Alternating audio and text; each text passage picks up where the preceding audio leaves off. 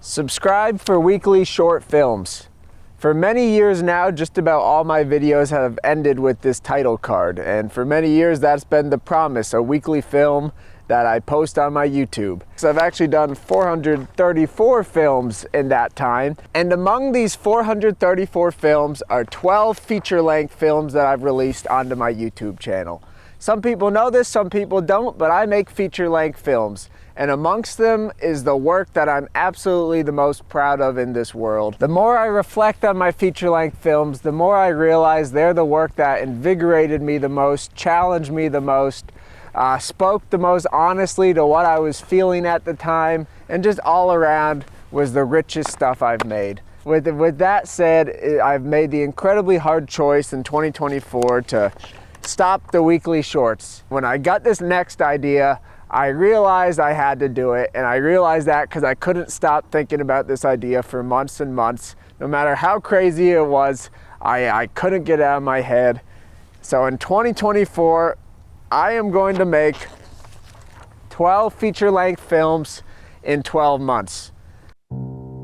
Joel Haver is a YouTuber slash filmmaker who over the last few years has become one of my favorite people on this platform. Initially, he was just a guy who made skits that I found funny, and eventually he grew into one of the most inspiring people on this website. Not just with his work, but with his words and his views on film. He has a very anti-Hollywood and do-it-yourself approach to filmmaking, and I think that's a mindset more people should embrace. The industry operates on similar principles as the American dream. It's this idea, one day you'll get to make your movie. Oh, you just be a grunt and work your ass off and be a PA and, one day you'll get to make your movie. You shake enough hands, you talk to enough people, you'll get to make your movie. Like for 10 years they got this screenplay that no one wants anything to do with because, once again, the system has no space for them. The system is not designed to accommodate you, it's designed to use you and abuse you. The alternative is you got a camera. You can make a movie right now. I discovered his channel the same way most people probably discovered his channel. No prison can hold me! Adventure awaits! Although that might not even be his most popular appearance anymore. What, dude, you have your problems too? Like, I got my problem. Okay, get the fuck out! Get the fuck out! Joel's work has a lot of range to it. His films can vary from being very jokey shitpost movies. Hey, Stanley. Oh, Mr. Scorsese, good to see you. Hey, can I sit next to you to watch the Good Long P the movie? Sure, yeah. To very grounded films that take on some harder aspects of life presented with a very serious tone. Where were you? Where'd you go? Chuck, you might not see me or hear from me for a while, but I want to let you know I'm going to be okay. Gonna be okay.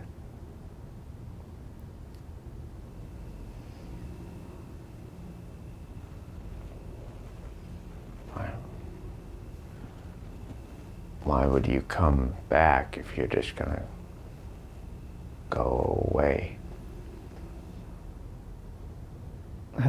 I thought you deserved to know. So when he announced that he was going to be doing 12 features in 1 year, I was intrigued. That being said, I would have never imagined I would end up watching all 12 of them. Back in January of last year, I've only seen one of Joel's features. I didn't even watch all of his weekly shorts. If I had to guess how many I've seen, it probably would be under 100 to be honest. I liked his work, but I wasn't a massive fan or anything. This project would be what changed that.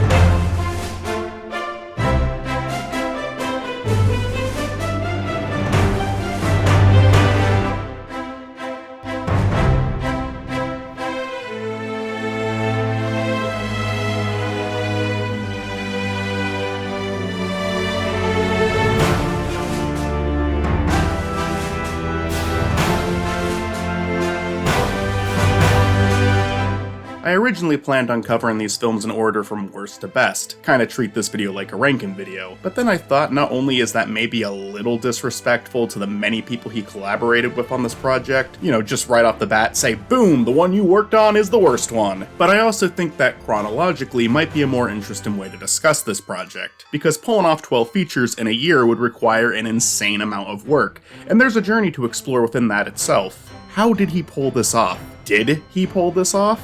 I will still offer my ranking at the end of the video. I don't think there's any real harm in that. I just don't want to introduce any of these films saying, hey, this is the worst one. But I feel okay with ranking them at the end because honestly, I don't think there's a single bad film in the batch. I've got my preferences. I certainly think some of these movies had more time put into them than others, but I think all 12 of them have value of their own. I'm going to try to avoid major spoilers when talking about this, but obviously if I'm gonna actually discuss my feelings, I'm gonna have to reveal some things about the characters and what happens in the movie. I won't ruin the endings for any of them, so I'm gonna try to give you an idea what the movie's like at the start of each segment, and hopefully if you see something you like, you'll pause the video and check out the film. Every single one of them will be linked, and if you make it to the end of a segment and still aren't sure if it's something you want to watch or not, I'll play a little clip at the end of each movie so you can actually kind of get a feel for what it's like. Maybe that'll convince you. Really want people to check these movies out. They're great. Let's start with the film that started this massive project. What? No. Is she selling these? You can't sell Zapper, bro. The hero's journey, aka My Life, aka the Caleb Johnston story, I'm Caleb, yes that's the title, started the year off with a successful launch. The film was released on January 26th, so things are looking pretty good so far. Joel has proven getting one of these out in a month is doable. The first film is a mockumentary-style movie about a man named Caleb who is documenting a pretty difficult period of his life. A point in his life where he is homeless and trying to survive without actually taking the necessary steps to do so. He is a character who has had an incredibly hard time growing up and doesn't want to experience a single day that he would call boring, despite it being in his best interest to actually have a plan that he starts to work towards. Caleb is an incredibly depressing character in that sense, but he can be pretty funny to listen to as well. I feel like two people could have two completely different experiences with this movie. One person could just see the whole thing as a simple comedy and laugh at this pathetic character, or someone could watch this character and feel sad or annoyed or angry, but that just makes for an interesting character. Expect a lot of really flawed people in these films. That's definitely something that Joel does well. The interesting thing about this movie is it's actually an adaptation. Caleb was a character that Joel used to play in his shorts, and some of these previous installments actually kind of lead into this movie a bit. Several of the other characters in the film were established in these shorts, and there's this 4-hour video game live stream on Joel's channel, which was actually live performative art disguised as a game and live stream, where we see his character Caleb getting kicked out of his mother's house, which of course leads into this film's main dilemma. As I was watching it the first time, I actually had a small critique of it regarding Caleb's character. There's a scene where he uses a credit card that isn't his to do online gambling. Later in the movie, he realizes he wasn't using his own card, and he acts genuinely surprised and scared by this. I didn't think that made a lot of sense. I mean, I've never memorized my own credit card number before, but you also have to put your name in. There isn't a lot of room for error in that situation. However, a scene later in the movie actually acknowledges this, and it kind of just hit me that Caleb is such a deceptive character, he actually wants to believe he did it by accident himself. He doesn't want to be the type of person who would do something like that, so he tells himself and others that he isn't the type of person to do that. As long as he can convince himself that he's not the type of person to do that, and just his entire life isn't as bad as it actually seems, he can keep living like this. And to him, living like this is easier than actually getting his shit together. I do think that's kind of a relatable character. Hopefully nobody watching would ever drop to that level, but I think a lot of people probably could relate with that. Figuring your shit out is hard, and sometimes you don't want to do it. With that being said, Caleb is certainly not the most likable character in existence. We get plenty of scenes of him sneaking into other people's homes, or going on a Craigslist run so he can steal food from other people's homes he's claiming to buy something from, but I think the movie does a good job making him sympathetic enough. I never hated Caleb so much that I couldn't stand watching him, even though he is almost objectively doing the wrong thing day after day. I think the film has a really strong supporting cast as well. Stacy and Kevin are both really sweet and very awkward people. It kind of makes sense that this would be the crowd Caleb is hanging out with. Two people that can recognize Caleb can be a very nice person, but they're also just as awkward and weird as Caleb in their own way. The scenes between Stacy and Caleb are pretty gut-wrenching. They're really really is a tragedy behind this character, and I really love how these scenes were framed. At the start of the movie, it's clear that their relationship is no longer a thing. However, we do cut back to scenes where they were together, but rather than just simply cutting back to it, we actually see it through Caleb going through his old documentary footage and watching it on his laptop. It's worth mentioning that I think this movie does a great job with the mockumentary format. It doesn't just choose it as a time-efficient way of making the first film, even though I would argue it was smart to start this project of a mockumentary because it is time efficient. Time efficient doesn't mean easy, it just means getting the shots is a little bit quicker than setting up and framing a shot. Still, obviously, you need to have some sort of idea of what you're doing for it to be interesting. But on top of all that, the movie actually finds a way of implementing that style and making it integral for the presentation. The scenes of Caleb watching what his life used to be are genuinely soul-crushing moments, and they wouldn't hit nearly as hard if they didn't frame it as him trying to remember a better time in his life, a time where the world made sense to him. Kevin, I think, is essential for this movie, as I believe he serves as the film's heart. On top of me thinking it was smart to make this first film a mockumentary, I think it was also smart for this first film to give Joel and Trent a lot of scenes together. Joel makes films with a lot of different people, but I think if you asked anyone in his audience who his partner in crime was, most of them would point to Trent. The two work really well off of each other, and this film is no exception. So this project is starting things off with something that is pretty close to home for the channel. It was a really good way to ease his audience into this project of how much of a change it was from his regular content. I also think that Kevin is just a friend that Caleb needs. I think he's a friend that we all need. In the flashback scenes, Caleb just needs him to be a buddy that spends time with him and goofs off with him. In the present, he needs Kevin as someone who is eventually able to be straightforward with him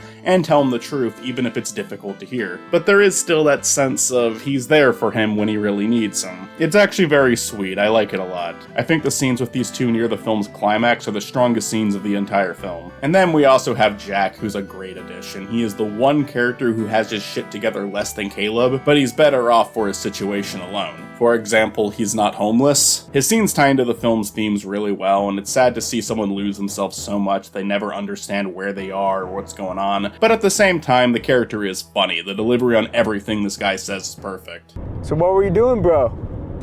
Were you out on a walk or something? There's some bullshit. Yeah, some bullshit? Yeah, it's at a snow spot and fucking... Smoking ciggies? Yeah, I was, Yeah. but its freaking whole pocket fell out. I don't have a ton of critiques of this movie. The only thing I would say is that the pacing can maybe drag on just a bit. I think there's a scene or two that could have been cut and some that could have been trimmed a little bit. There's a lot of long takes in this movie, and I think a lot of it works really well, but there were times where I was checking that time bar. I mean, I do that with a lot of movies. I'm very much an anxious movie watcher. But still, there were times I felt it dragging a bit. With that being said, I don't think any of the ideas presented in the movie are bad or shouldn't be explored. Just some that maybe get a little bit too much time. I guess to give it an example of what I mean, there's two scenes of him attempting to steal stuff on a Craigslist run, and I really only think one of them was necessary. Like, there's a difference between the two, one of them goes well and the other doesn't, but I don't think the second one really adds enough to warrant it. It's not like he gets caught and the whole thing blows up in his face, he just isn't able to get alone time in the house. I think the movie might be taking its time a little too much in scenes like this. I wouldn't say it's that big of an issue. I think most people are going to be fine with the pacing of this film. It's not even 2 hours long, but I think I'm less likely to return to this movie than some of the others. Still, it's a movie with some good laughs, some good heart, interesting characters, and ultimately uses the genre and style effectively. I would definitely recommend checking it out at least once. Stacy, I just want to say, like, hanging with you has been, like, sick as hell and shit. Like, we've had some great times, like Red Lobster and shit, hilarious. Sure. And, like, I just want to, like, keep having good times and shit. And I think it'd be, like, awesome to have good times forever and shit. So let's, like, maybe aim to do that sometime and shit. Because, like, I don't got, like, good money and shit right now because Rite Aid cut my hours. And, like, they're not paying me that well and shit. But, you know, someday I'll be able to afford, I know what people spend, like $40,000 on a ring or something. Like, I could do that someday. Not today, because I am. Yeah. But I just want to say thank you, and we're gonna freaking do it, okay? Yeah, I mean, we can see how it goes for sure. Hell yeah. Yeah. Sick. Sometimes I go, damn my ass is rich. This shit easy mode, bitch. A lot of people would kill to be rich like you. You want to kill somebody? Anyone Else But Me was released on March 1st, just barely missing a February release. But I would say things were still moving on schedule at this point. Not only did this movie continue to prove this project was possible, but it also showed us that we would be getting a good variety in these films we received. Joel isn't just going to spam the year with mockumentaries or films that have an in-universe reason for choppy camera work. No, this movie is shot a lot more like a traditional film, and honestly, if you told me that someone spent a year working on these shots, I would believe you. I think the existence of this film proves a lot of the points he's trying to make about filmmaking, and how it doesn't have to be the process that a lot of people treat it like. This is an incredibly well-shot film that was made in a month. It's also an incredibly strong second entry of this year of filmmaking, and I would consider it one of the best of the batch. The film leaves the comfort zone of the first film, being shot in Joel's hometown with his mother and friends, and now delivers us a film that Joel himself doesn't actually appear in, but also plays around with a lot of different locations, some of which they would have clearly needed to get permission to film at. On top of that, it's a big collaborative project featuring some of Joel's regulars, but also featuring people who really bring something new to the table. Not that Joel hasn't worked with these people before, most of the actors that appear in these movies have done shorts with him at some point, but it was just nice seeing how different this movie was from the first one, and I think the collaborative effort is a big part of that. And look, I don't want to come off as I'm completely dismissing the first one after I just praised it, I just think it's important to acknowledge the differences between the two, because I think one thing you'll notice as we go through these movies is that Joel has quite the range on what he's able to accomplish when working with other people. Anyone Else But Me is a movie about acting, both literal actors taking a class and people putting themselves into positions they do not belong in, and essentially acting this role out. You have two people trying to act like these badass criminals, but they are so bad at that their hostage can't even successfully act scared in their hostage video. Our main character Darren likes to act out characters who are huge assholes or overly dramatic, but the line between the role he's trying to play and the actual scumbag behind those roles grows more and more thin as the movie goes on. This theme of acting is used for some incredibly hilarious scenes, but also some brutal ones where the characters finally start to come to terms with their actions and the harm they have caused. It actually kind of reminds me of two of my favorite Coen Brothers movies, Fargo and Burn After Reading, where you have a bunch of different characters that only have little pieces of context of what's actually going on. Most of these characters are harmless on their own. If anything, they're just stupid and way in over their heads. But it's the constant miscommunications and misunderstandings that cause things to escalate. Characters that thought their plans were going to be really simple and cause a minimal amount of harm end up destroying their lives. I think every performance in this movie is outstanding. A part of me wants to go through every single one of them, but another part of me knows that I'll be here all day if I do this for every single one of these. Everyone does great in this movie, but the two that I think are worth mentioning specifically would be Ron Lynch as the acting teacher and Blake Rosier as Darren. Ron Lynch was just kind of interesting to see in this movie. He does some pretty big voices on Bob's Burgers and home movies, and his voice and mannerisms were perfect for this character. The acting class scenes are really fun. I almost wish we got more of them, but I do think the film has its priorities straight in terms of moving things forward. Darren is another extremely flawed character like Caleb, but I also think he's a lot less endearing and sympathetic than Caleb. He is a huge piece of shit with almost zero redeeming qualities, and I absolutely love the character. I've watched this movie alone and I've watched it with friends, and both times I've laughed at his antics but also had to mutter,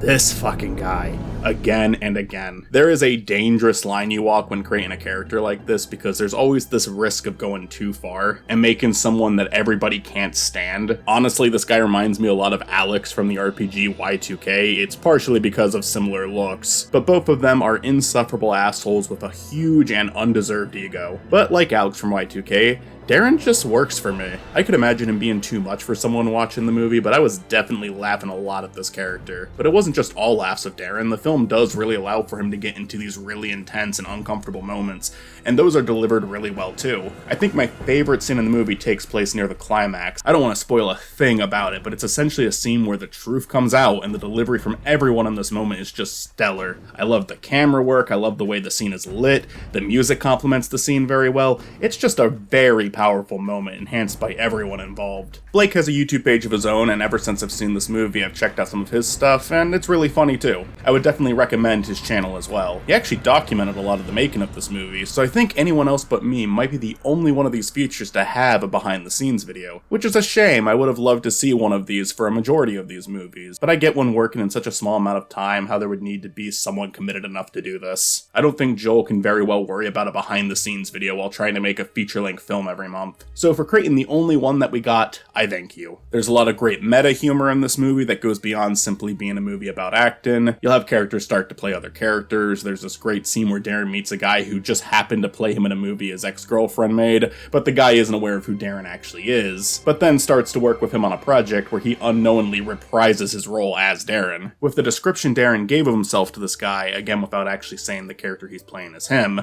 the actor starts to play the most pathetic and miserable character possible. Darren is looking at a mirror of himself and can't accept that this is how the world sees him. It's both funny and depressing. There's a scene where Darren explodes on his acting class, but because it's an acting class, they all just assume it's part of a bit he's putting on. He also happened to do this during an exercise where each member of the acting class was acting like a different student in the class, so this outburst is later reenacted by another one of the classmates. This movie is just filled with really funny meta moments like these, and doing meta humor well isn't always easy. I think we've hit a point where a lot of people just consider meta humor fourth wall break, something akin to what you would see in Deadpool or Rick and Morty, so it's nice that this film has such a unique and clever way of framing it. It does make for good comedy, but it also makes for a really interesting story with some very effective drama in it as well. I don't think I have any critiques, but I do have questions. Trent, if you watch this movie, you already know where this is going. If you have not, skip to here. I don't want to reveal anything about the ending to someone who hasn't seen it yet. I do not understand what that ending scene is at all, and that might not be a bad thing. The character Trent plays is definitely the most open for interpretation. The first time I watched this movie, I thought he was attempting a rescue mission of this kidnapped girl, but the ending almost kind of goes against that. To me, the only way to maybe understand it is to try to pair it with the main theme of the movie, which is acting. People trying to pretend to be someone they're not. Trent's character tries to be a hero, but he doesn't have the guts to do so. He's deep down terrified, and it sickens him that he is. He is a character who seems pretty lost in life. On the outside, he has a pretty good life, a nice home, a wife who seems nice enough, but there's no denying that their scenes together are awkward. They don't seem like they have a real connection with one another. Often people get into relationships because they feel it's a necessary thing to do.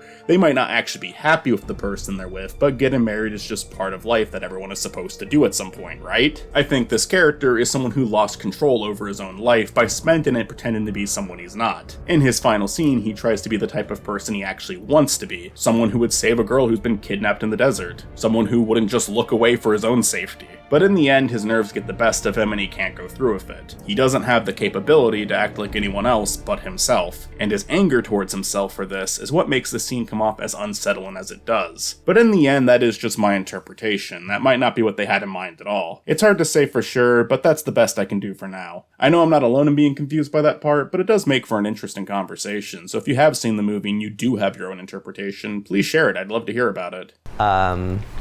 Hi. So this weekend I had the pleasure of going on a date with a beautiful woman named Tamara, where I portrayed, you guys know me as Darren, but I portrayed Dylan Faust from Vienna, third generation, and what? Beatrice, really? It's fucked up that you went on a date. I thought this was like a more casual assignment, but that's like a real person, Darren. Every person's real.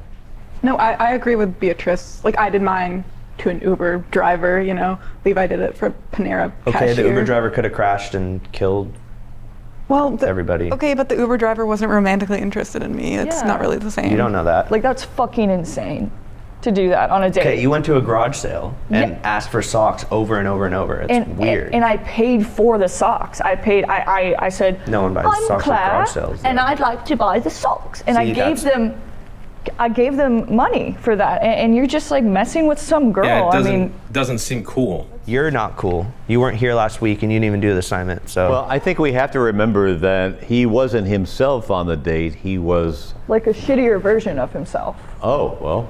Because you start off with which to me sounds like inherently sexual. Like you're like Yeah, that's because you're a pervert.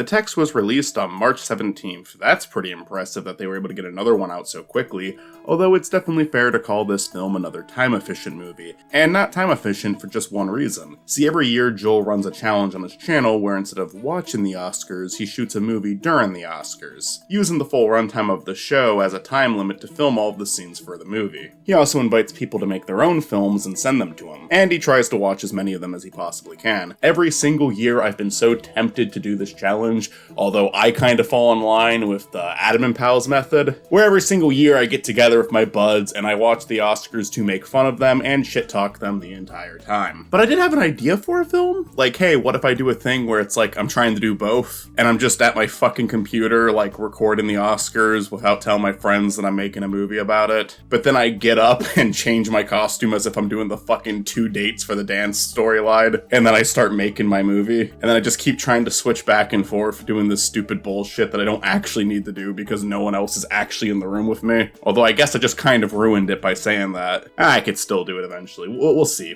He's been doing this for quite a few years now, and the first one I saw from him was Things Could Always Be Worse, which managed to get made by keeping the film to one location and giving it a relatively simple plot, but still an endearing one that was carried by Joel and Trent's great chemistry together. The text takes the approach of being a single shot movie, so the film is both time efficient in its way of being made, but also just for counting it as one of the 12 movies. Joel made a video talking about a lot of these films on his second channel, and he did mention that it was up for debate if this one counted or not, and he decided that it would be wise to include it as one of the 12 movies. I would say that decision did him a lot of favors in the long run. Not only does that cross one of the 12 films out, but hey, now you have 3 of them done by March. That is exactly where you want to be. Now, I want to elaborate once more that time efficient does not mean effortless. If I had to guess, I would say a bulk of the work for this film was simply rehearsal. Within the 48-minute long take, I can't recall any time where I saw a cameraman's shadow or reflection, or an actor stumbled a line terribly, although with how these characters are portrayed, it might not even be easy to tell when they are making a mistake or not,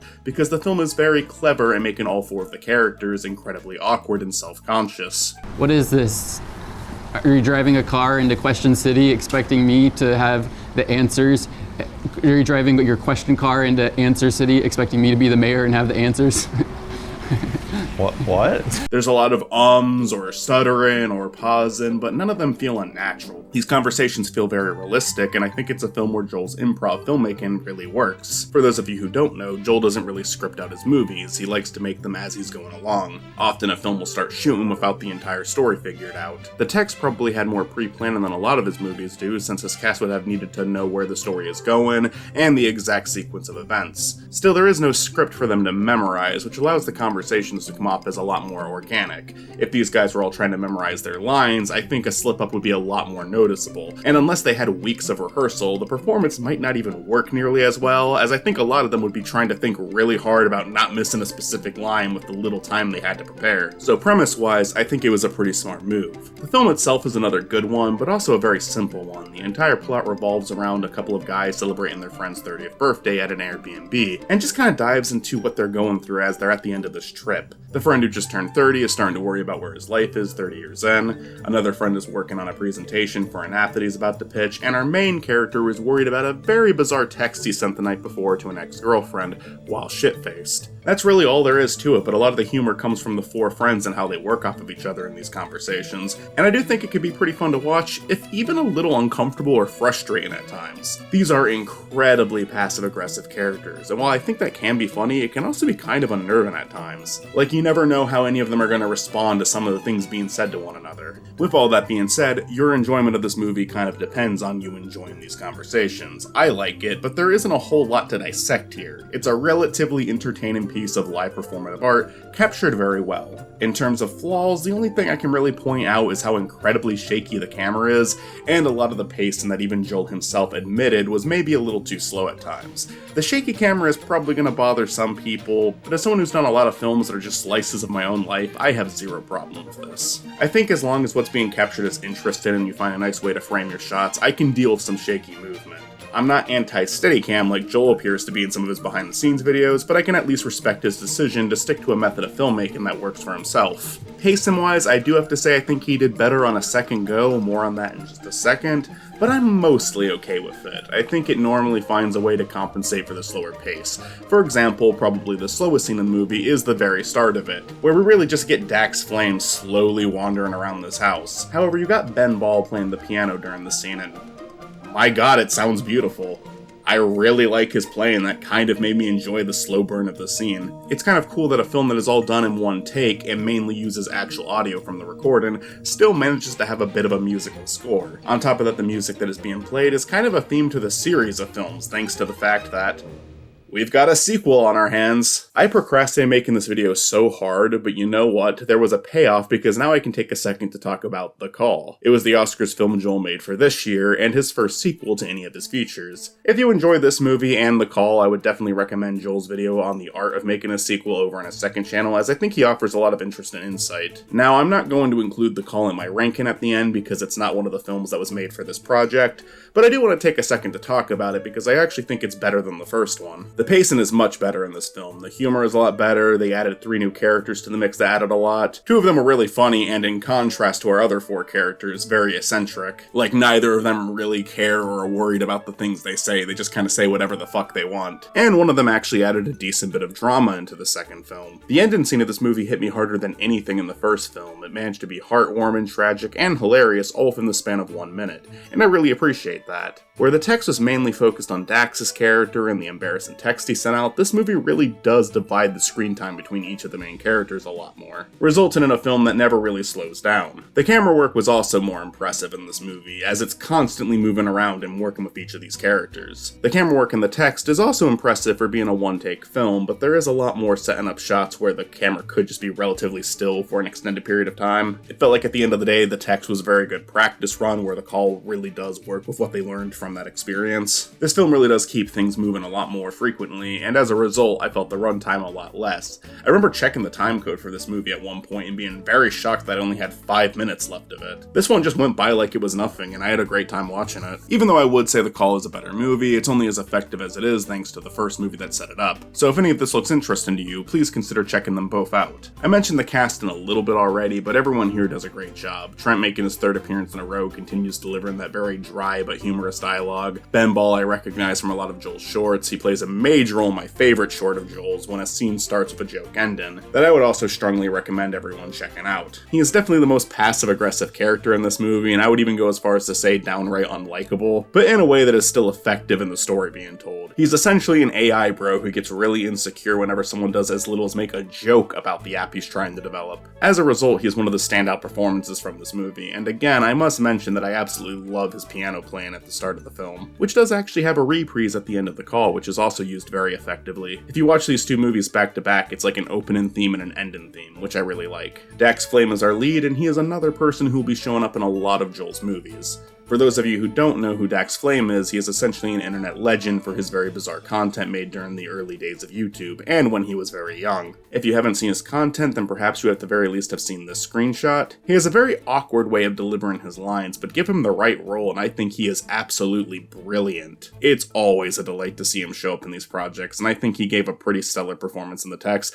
and it's not even my favorite or second favorite role from him in this project. We'll be coming back to good old Dax Flame in just a bit. We also have Calvin LaValle and Francesca Keller. This movie was my introduction to them, but they both add a lot to this movie themselves, and I did enjoy their performances. Good movie. I like the sequel more, but still, good movie. Check it out. Okay, so a test run with me and Mila Kunis from Forgetting Sarah Marshall. Who's that? Mila Kunis, That 70s Show. Oh. She plays Meg on Family Guy. Oh, okay.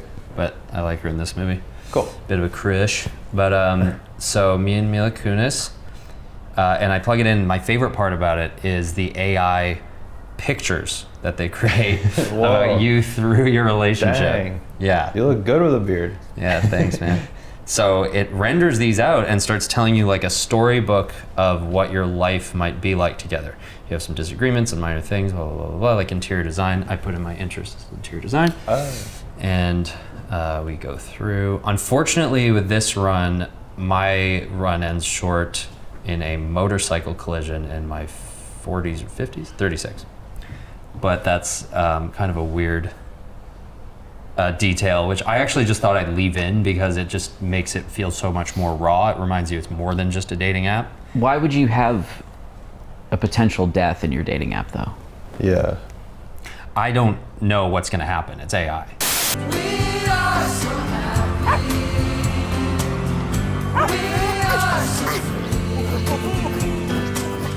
Okay, so in April, nothing happened. Okay, going a little bit off schedule, but that's okay. Might just be a more ambitious project. In May, we got... What the fuck is going on?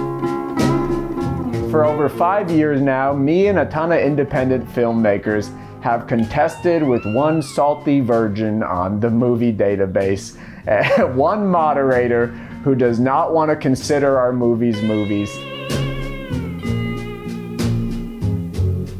And I decided to give the series my time and the movie my time.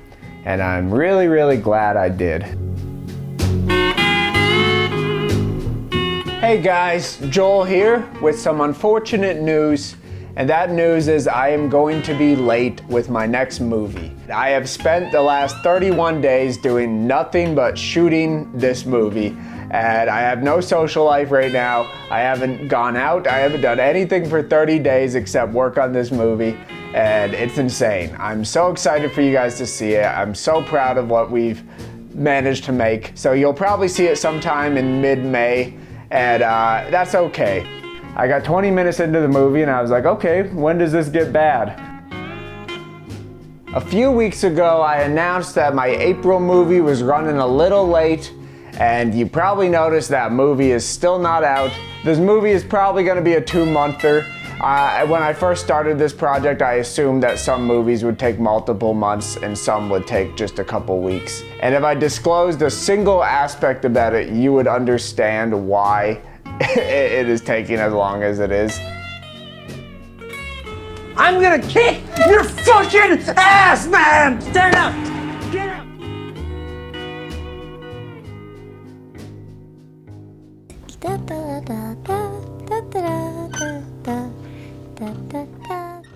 Where do I even start with this one? Hello My Beautiful Creatures is without a doubt the most ambitious film of the 12.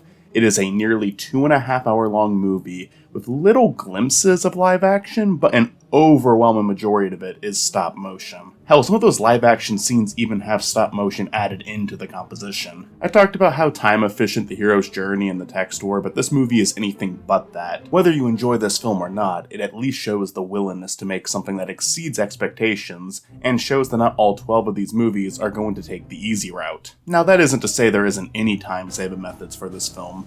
For starters, they are using toys for the characters, so right off the bat they don't have to make their own models for this movie. The characters' lips don't move, so there's no lip syncing. Granted, there is movement every single time a character speaks, so they're not just using still images. The film does not attempt to hide imperfections. You can see strings, you can see putty and hot glue on the characters' feet as they move. Sometimes an excessive amount. It is clear that these figures they purchased were not designed to be used like this. And finally, the stop motion is captured 6 frames per second, which is very low for a stop motion film. Hearing all that might turn someone away from this movie, and I do think this one might be the least accessible to general audiences. I think a lot of people would simply look at the first shot of this movie and immediately be turned off by it. I, however, think they managed to make the style work really well within the film's context, and I love the story and even its presentation. Sure, it is taking shortcuts in order to get the film done, but it still managed to create a very unique looking set. The figures they used all have distinct designs with great voices accompanying them. The lighting is especially good in this movie. They play around with the lights a lot, allowing for some really beautiful or horrific looking shots depending on what the scene is demanding. The film understands tone very well with the angles, the lights, and the music. The film was scored by a musician named Mike Key, who also did some songwriting with Joel, and did a lot of the singing in this movie. I think the score ranges from something very innocent sounding, almost as if you're watching a TV show made for children, to some really grand and epic pieces of music that really help tell the story. The finale track of the film is probably one of my favorite pieces of film scoring I've ever listened to. That track, along with the 5 songs, have all made it onto my playlist, and I listen to them frequently. The story starts off relatively simple. We spend about the first 40 minutes of it just watching the society society of toys function, with the occasional speeches from their god, who's just some guy who lives in an apartment. But as we start to hit the center of the film, things start to become a lot more dramatic. There are major turns in this film that provide a lot of commentary on religion, leadership, and just society as a whole, but it manages to do all this while still maintaining a really good sense of humor, and always understanding what it needs to be. It never feels like the movie is trying to preach to its audience, but instead it's just using some very real aspects of life and human behavior to tell its story. There are many times where it feels like this movie is about to wrap up, and then something insane will happen that just changes everything. So yeah, this film has flaws, but it wears those flaws proudly, as it is the condition this film gets to exist on. Is the 6 frames of animation per second paired with the 0 care for height and imperfections worth receiving this movie? Hell yes. I'm not even sure if I'd want it any other way at this point. The only thing I will say that bothered me presentation-wise was getting used to the somewhat janky movement. I remember on my first go with this movie, I felt kinda nauseous watching it. Something about the movement just wasn't sitting well with me. However, after like 5 minutes, I was fine. Either there was a lot of trial and error while making this movie and they found a better way to capture camera movement through stop motion after finishing the first scene, or my eyes simply adjusted to it. No one else I've shown this to seemed to have a problem with it, so if you start watching this movie and you feel like it's starting to make you a little nauseous, I'd say at least stick with it for a few minutes before deciding to turn it off. You will likely adapt to it just like I did. I already mentioned that I love the musical score and songs, but let's actually take a second to talk about said songs. The movie is not a full-blown musical. We only get 5 songs within the entire runtime, and most of them take place during the first half. This was initially my biggest complaint with the film, as I really enjoyed the songs and didn't understand why they just stopped happening halfway through. But honestly, after a second and third watch, it really does make a lot of sense why they're more so just there for the first half. The tone of the film shifts entirely, and the songs probably wouldn't be nearly as appropriate during the second half. On top of that, the story is moving at a much quicker pace, where the songs are a slower way to move the story forward and express what's going on through some of the characters' heads. The film really picks up the pace during the second half, so that is another good reason to just focus on the dialogue and actions of the characters, without any songs slowing things down. That being said, it's not like the songs don't move things forward at all, they just do it at a slower pace. I think all 5 of them have value to the film's story, or at least the characters' motivations. Not Meant for This World is probably my favorite one, mainly just because of how nice it sounds. On top of that, it has 2 of my favorite visuals of the entire movie. They really just make this little town of theirs look so nice, and it's an insane contrast to the end of the film on a rewatch.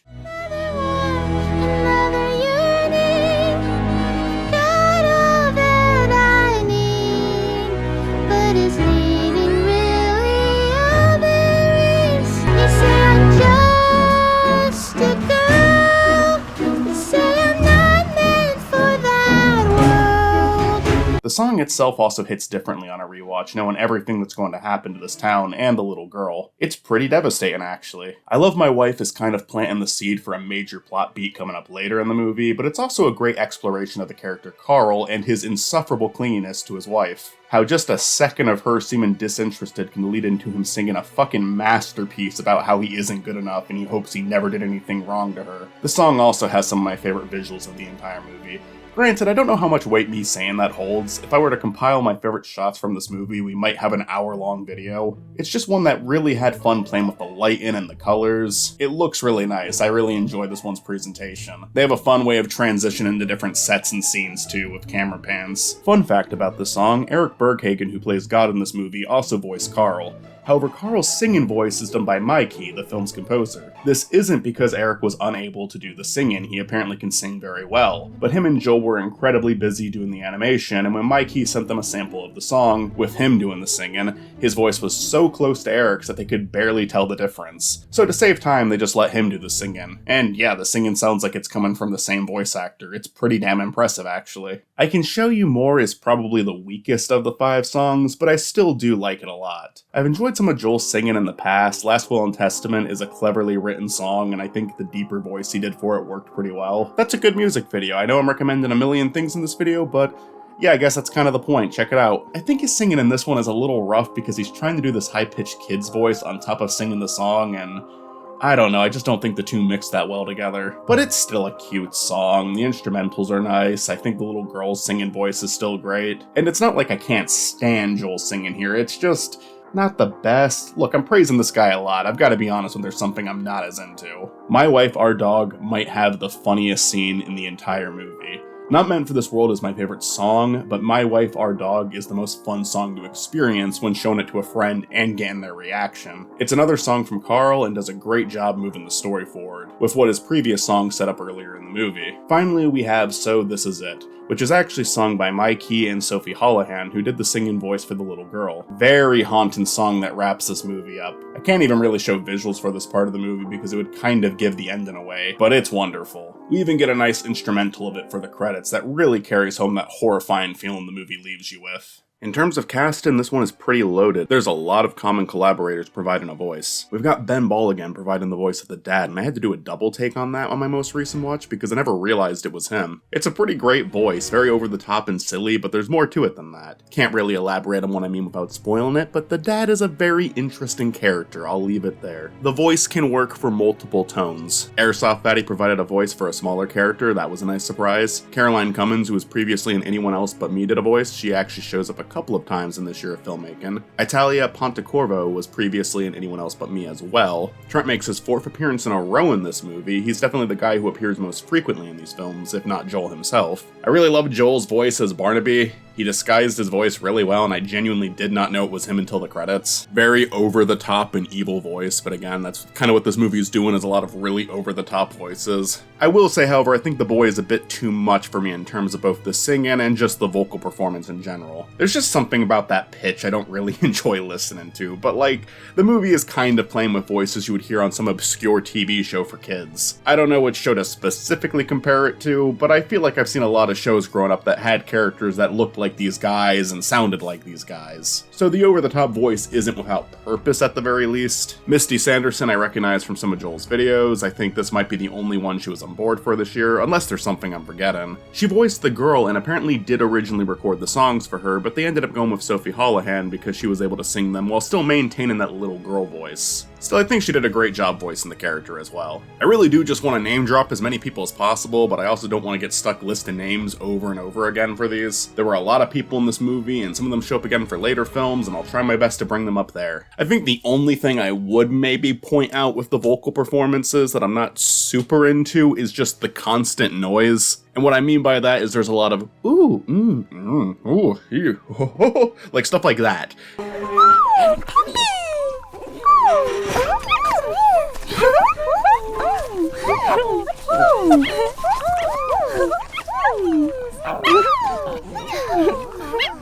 And again, it works with what the movie is trying to be. There is a style and it is matching that style. It is supposed to kind of feel like a show or movie made for kids.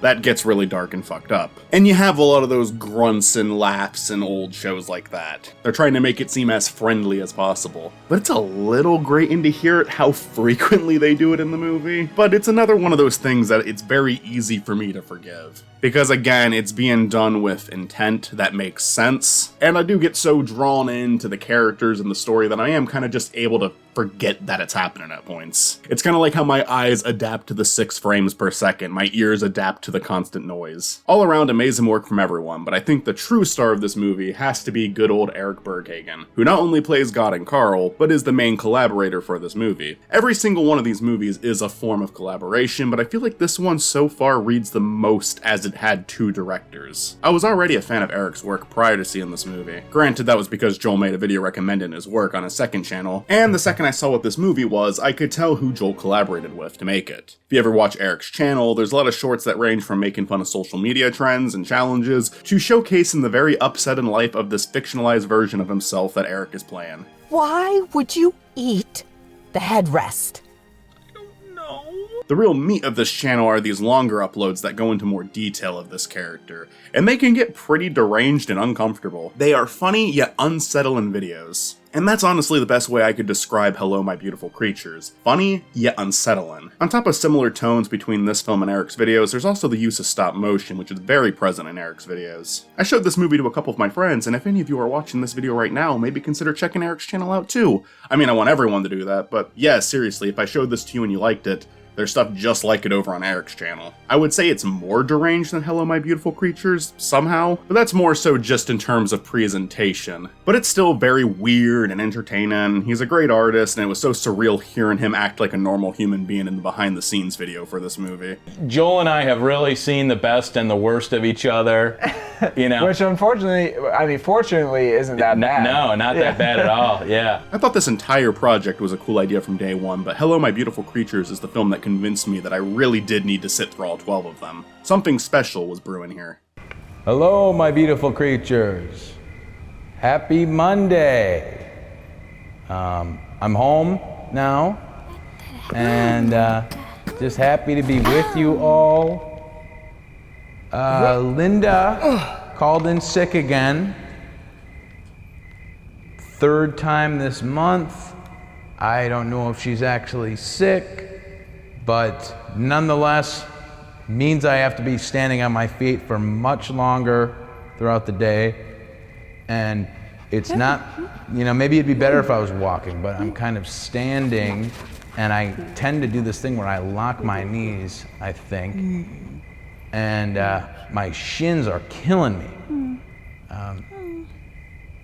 I was late on the way home today because of a little accident on the highway.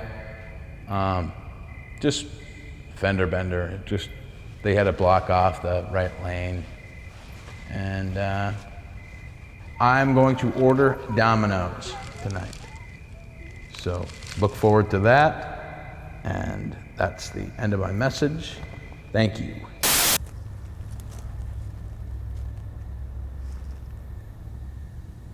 What happened? The razor broke. Okay. So in July, nope. So in August, the very end of August, movie 5 was released. At this point, I was just kind of accepting that this project was either going to bleed into 2025, or that the conclusion would be, hey, we didn't hit 12 movies, but the project still led to a lot of fun movies, so it was worth it regardless. But Joel certainly wasn't throwing in the towel yet. Still, these are either going to need to start coming out faster, or the quality is probably going to start taking a noticeable nosedive. If all 12 are going to be made at least, I guess we'll see what happens. When it comes to It Just Takes Time, we are certainly not there yet. It Just Takes Time is a story about 4 friends getting together to heal and just be there for one another after losing someone very important to them. I would say that they are going there to remember that person and honor that person, but honestly, no. The movie focuses on a very different part of the grieving process than most films covering this subject would. That being the awkward moments, the uncomfortable moments. Everyone there has a lot on their mind about what happened, but no one really wants to talk about it that much. It's a movie about talking about anything but the pain you're dealing with. A time where you would rather be talking about Ratatouille for the GameCube than face what just happened. But I don't even think you can say what they're doing is unhealthy, really. As the title of the film implies, it just takes time. They are reaching out to each other, and they're kind of processing what happened together in their own way. I think that this is an incredibly honest portrayal of what this experience is for a lot of people. With all that being said, this is definitely not a Joel Haver comedy. Sure, the hero's journey and Hello My Beautiful Creatures had a lot of tragedy in them, but they still maintained a humorous tone. It Just Takes Time has laughs, but they're laughs that come more from natural conversations or something going wrong in a funny but very real way. No, this is a film that you just kinda experience with the characters and feel whatever you need to feel while watching it. You might feel incredibly sad watching this, but you might also feel a lot of hope watching it. In the behind the scenes video, one of the things Joel said he wanted to communicate with this movie was the power of a long hug. That's reflected on the poster and in many different scenes of this movie. Just a nice long hug offering you some level of assurance that things are going to be okay, even if it doesn't seem possible. I do recommend this movie if it looks interesting to you. It's a pretty short film in comparison to a lot of the other ones we've covered, but it can feel long. The movie does have an intentionally slow pace. It also doesn't always give you the answers you're waiting for. In fact, normally it doesn't. Nothing really gets explained in this movie. You just kind of have to listen to how these characters are talking with one another and fill in the blanks yourself. For example, I think one of the more interesting dynamics in this movie come between 2 people who were seemingly friends at one point. One of them is trying to get in touch with their friend, and the other seemingly wants nothing to do with him. The 2 eventually do get a chance to hang out, but it's only after 2 of their other friends show up and invite him to be part of the group. You keep waiting for the scene that's going to elaborate on what happened between these 2 and why one doesn't want to speak to the other, and you don't get an answer for that. But honestly, can't you remember a time in your life life where this happened? Where you knew two people, or maybe were even one of those two people who weren't screaming at each other, but there was always just this kind of level of discomfort when the two were around each other. It gets you thinking as you're watching this movie. Did he say something hurtful to his friend that he's still not over? Could it just be he wanted his friend to move on quicker than he was able to? Sometimes someone's frustration with another person can be caused by ignorance and not bad intention. Him not wanting to see this guy could simply be he does not feel like seeing him. I think it's very interesting, and the movie is full of moments like these. I think there's a lot to get out of a movie like this, and yeah, I do like movies with easier to follow narratives, but I also love seeing little glimpses of someone's life. And if you just look at someone else's life for a little bit, real life doesn't immediately give you context. Sometimes a really long conversation about everything that's happened and how someone feels about another person can take years to actually happen. It might never happen. And I think this movie communicates that very well. But I understand that's not what everyone is looking for with movies, so yeah, check it out if it sounds interesting, but there is a chance you'll watch it and not really get much from it. It depends on the type of art you like. I'm personally a really big fan of this one. The original score was done by Drudel, who also played one of the leads in this movie, and I enjoyed it a ton. I know I haven't brought up the composer for each of these movies, and the main reason for that is not all of them have released the music publicly, unfortunately. That is 100% the choice of the composer, so it's really just up to them if they want to release it or not. But I do appreciate Mikey and Drudel for making them available, because I genuinely love sitting down and listening to them. The music in this movie is great and really helps you feel the emotions along with these characters. It feels very sincere. Sometimes a film score gets accused of being manipulative, and yeah, I've definitely seen some movies where I would agree with that point. But I don't know, I love film scores, so maybe I'm just used to getting manipulated, but I don't care. I think as long as it feels like it fits the scene, and it goes along with what the characters are saying, and sounds nice over nice looking shots, I'm okay with it. I love it. Speaking of the shots, I think that this is the best looking movie of the entire project. I'm not exaggerating when I say that. With the slower story being told, I think the environment and music does a lot to elevate this film. They found some really cool locations to get these wide shots with, they have some really impressive tracking shots. I love the different ways they play with natural lighting for this movie. It looks amazing. Which, yeah, if a film is gonna have a slow pace of shots that go on for a really long time, I do think it's good to make sure that what you're holding on looks nice. And it does. It looks wonderful. The film stars Joel Haver, Dax Flame, Drew Kennedy, and Noah Blodgett? I'm sorry if I'm fucking mispronouncing these names. It's like a 100% chance that I have been. I'm not perfect. I fuck up names all the time. I'm sorry. This film is my favorite of Dax's performances this year. Dax is often known to play that awkward, funny character, and it works really well for him, but this movie showed me how much more he can do. He is playing an awkward character again, but this time it's in an environment where everyone is kind of awkward because everyone is struggling with their emotions. What makes this one so different, though, is it's not being played for laughs at all. He's just a nice friend who's trying his best to be there for people he cares about, and I think Dax captured that perfectly. These are such real people, it's such an authentic experience. This is also close to my favorite performance from Joel this year. Caleb was a really strong one too, and I think there's one character he played that beats this one, but my god, he was really great in this one too. Not only did he alter his hair in a way that definitely helped his character stand out and showed his commitment to this movie, at least having to walk around like this for a day or two, but it also brought the film a much needed laugh. I am happy that we got a movie that wasn't a comedy, trying something out, showing that range I talked about earlier, but I think having a little bit of nice, lighthearted moments like these served the movie well. Joel definitely is the funniest performance in this movie, but he delivers the raw emotions very well too. Drew Kennedy did an amazing job with the score and an amazing job playing this character. I felt a lot of sympathy for this guy, but I also kind of felt uncomfortable around him. He seems like someone who's trying his best to wear a smile around his friends, but could snap at any moment. Very powerful stuff. Finally, we have Noah Blodgett, who, as I stated before, I think has the most interesting character dynamic in this movie. He's actually kind of funny too, though. There's this running idea of him running this YouTube channel that's all about analytics and succeeded in the algorithm,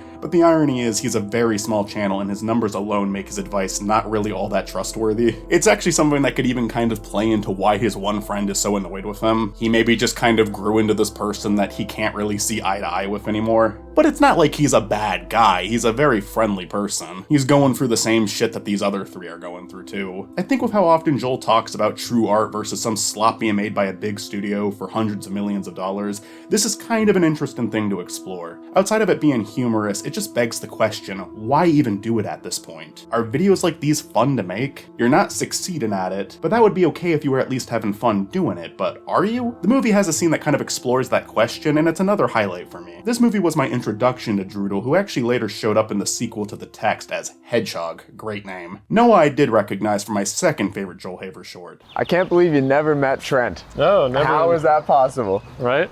I'm excited. Well, he's gonna love you. He's a big walking heart, that guy. I hope so. Yeah. Trent! Noah! Hey. I don't like him.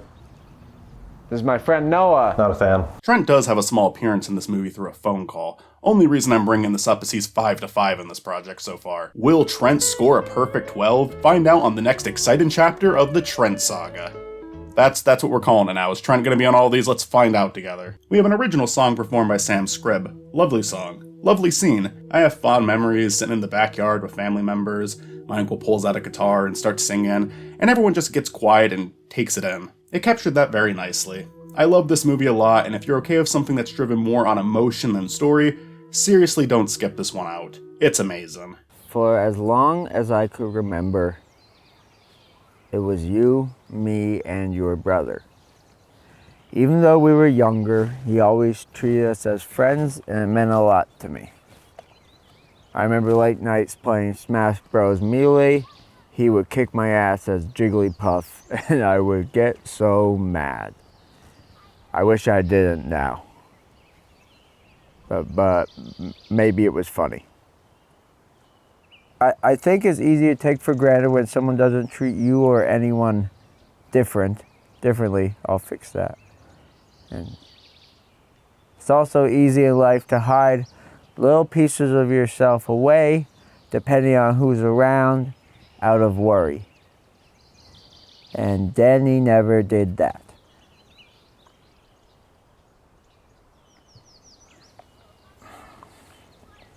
Do you think he's hot?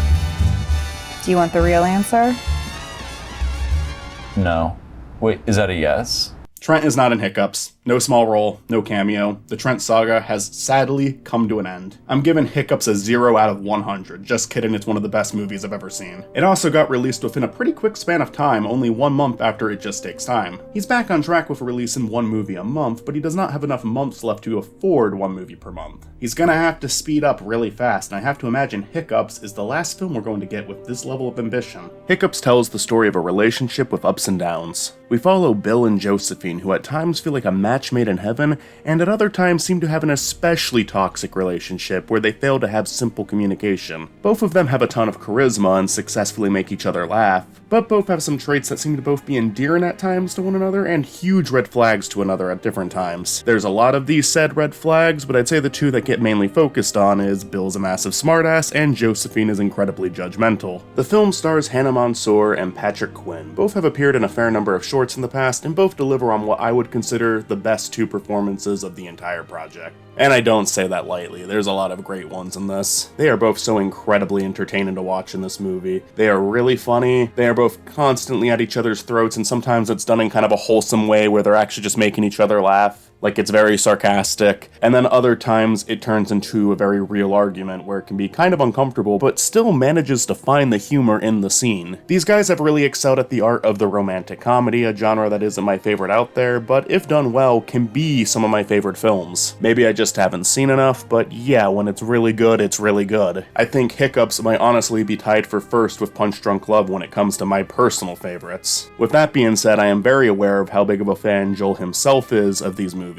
And I think he went out and made one of the best ones ever made. This is another one like Hello My Beautiful Creatures, where if it's the only thing he released this year, I would have been impressed with that alone. Aside from having 2 great leads that hypothetically could have carried the entire production, the entire supporting cast is really unique and funny as well. They shot this movie in New York, and visually it is just a stunning movie. There's some really great shots where you see the city in the background, and it's just lit in a way that looks perfect. They played with special effects, which led to some pretty interesting scenes as well. A lot of these scenes play out in a way where not everything is literal. Sometimes you might be watching a dream one of them is having. There's a scene where the two are arguing and Josephine accuses Bill of being childish. So when the camera pans away from him and then pans back, he is switched out with a child actor for the rest of the argument. We learn a lot about their past relationships, and each one is presented a little bit differently and come with their own animated posters. The film has a ton of personality, and each scene is enjoyable on its own while still contributing to the whole story. story as we move forward. Every aspect of this movie is done with so much purpose. The main theme of the film is just looking at the ups and downs of a relationship. So we have a film that is told completely out of sequence as we cut back and forth during different points of this relationship. We'll see a time where the two just met and would never even consider going on a date with each other. We'll see a time where the relationship seemed just about perfect,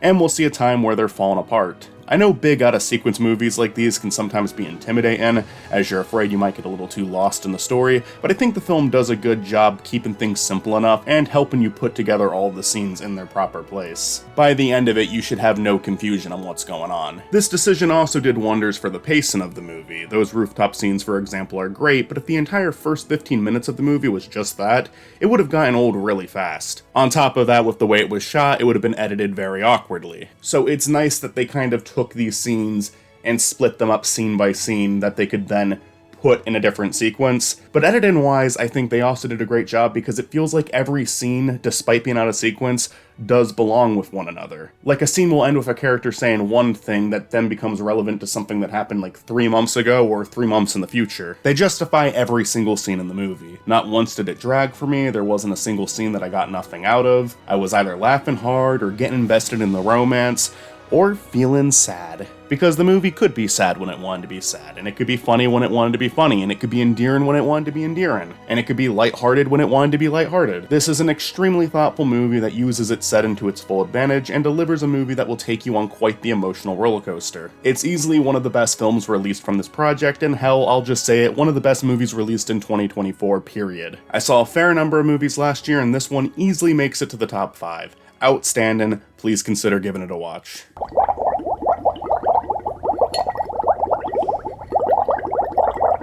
Do you think we should break up?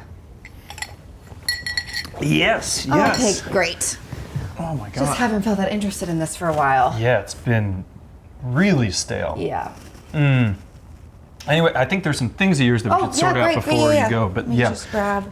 Like this guy, I think you got this for me, right? Oh, yeah, I don't want that. Okay. Trash. Oh yeah, no, I definitely didn't make this. I found this the other day. Is this one of yours or?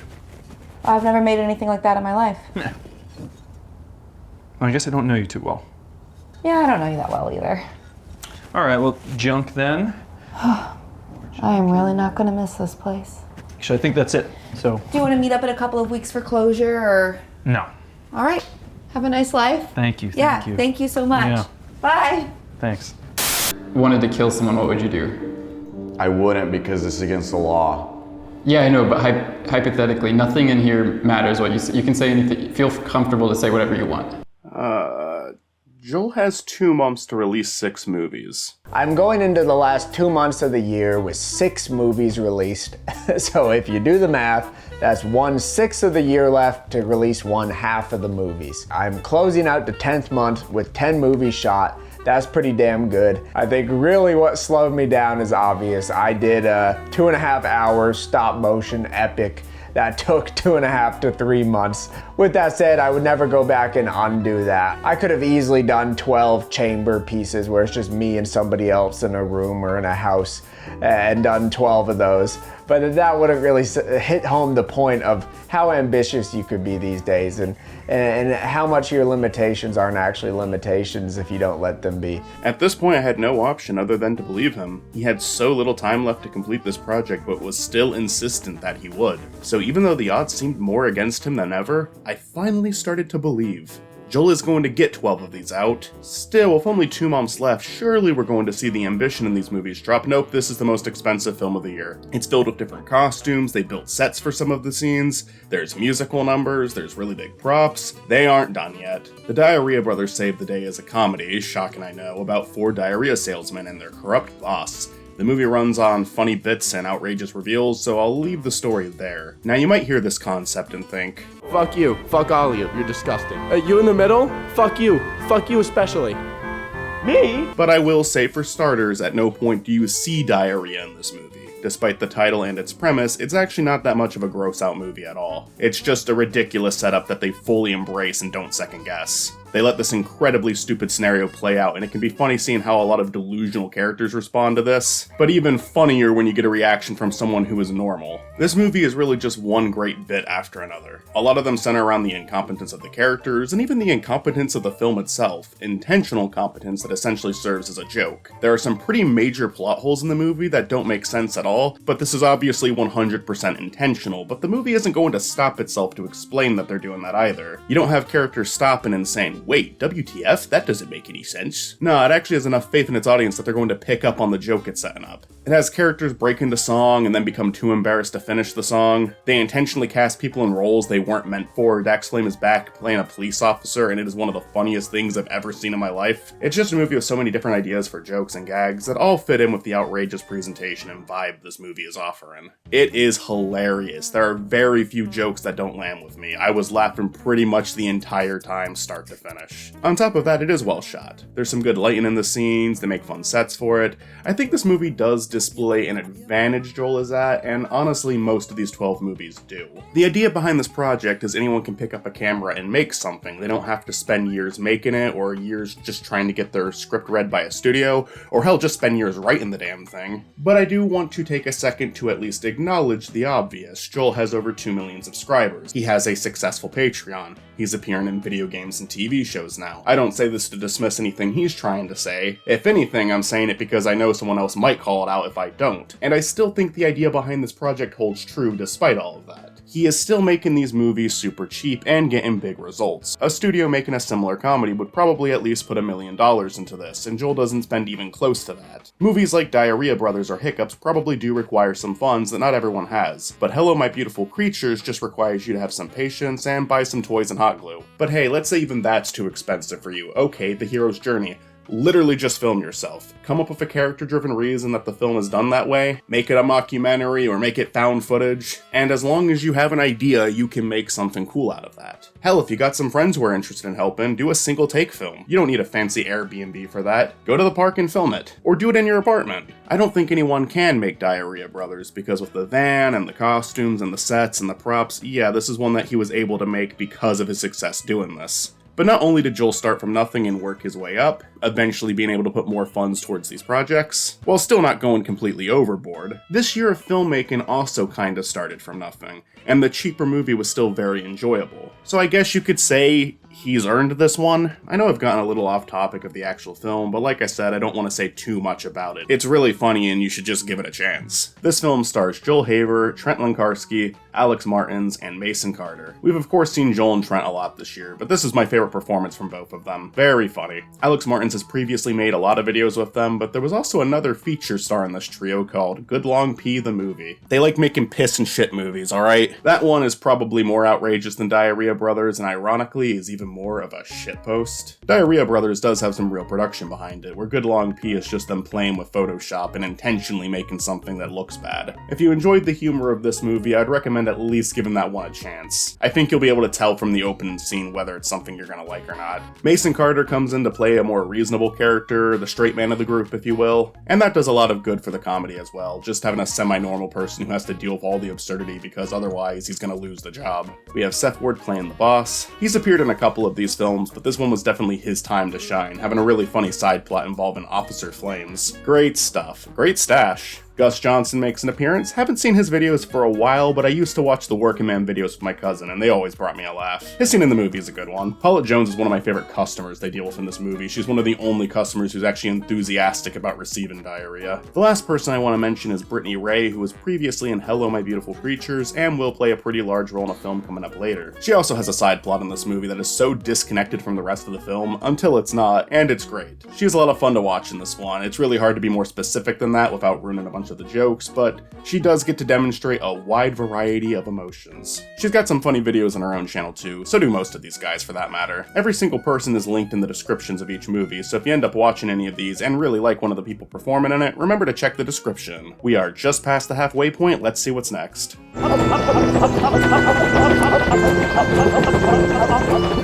What'd you say is in the barrels? Diarrhea. Diarrhea? 1,200 pounds of liquid diarrhea. Who sends this to me? We don't really ask who sends it, sir. We just fulfill the order. What are you talking about? Can you guys take it to someone else? Just put it down the street. I don't think we can do that, especially not today. Why? Today we got a ton of orders. I'm a little lost. You don't want it? No, I don't want this stuff anywhere. I actually don't like this stuff at all.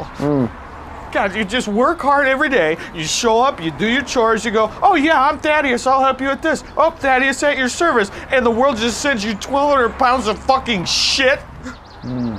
This honestly sucks. Look, buddy, it's performance grade diarrhea. It's just leave it. Old Thaddeus probably deserves a bunch of diarrhea. all right. Okay. Okay. Oh God, what now?